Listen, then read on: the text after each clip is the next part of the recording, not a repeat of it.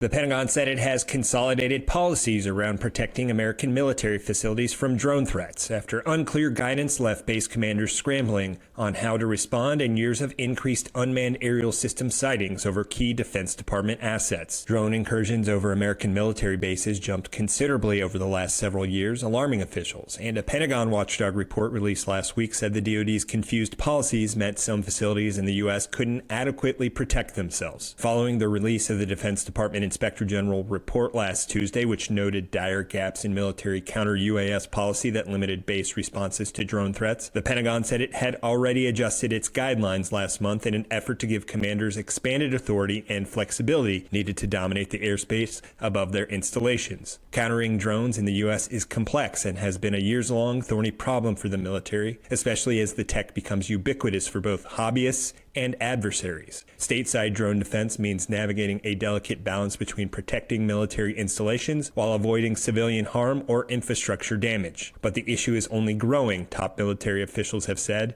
and the new guidance is the latest attempt by the Pentagon to manage it. The policies, which the release said were signed on December 8th by Defense Secretary Pete Hegseth, expanded base commanders' defensive area around facilities, explicitly identified any unauthorized drone surveillance over installations as a threat, allowed UAS sensor data sharing between other federal agencies, and authorized top service leaders to designate facilities as covered, a special classification that allows for drone defense. The new Inspector General report urged immediate action from Pentagon leaders after it visited 10 military installations and operations where UAS incursions have occurred, interviewed officials from dozens of government agencies, and reviewed military counter-drone policies.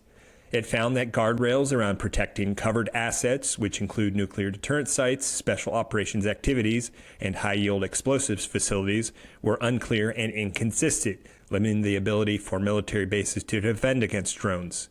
The IG report listed several examples of facilities or activities that were not consistently addressed by Pentagon policy. Luke Air Force Base in Arizona, where 75% of the world's F-35 Lightning II pilots train, was not designated as a covered asset, meaning installation officials couldn't use CUAS capabilities to protect their training against drone threats. While the IG did not explicitly name the operation, the vulnerability of the airbase brought parallels to Operation Spiderweb, a covert Ukrainian mission last year that used more than 100 drones launched from civilian cargo trucks to wipe out military aircraft deep inside Russia.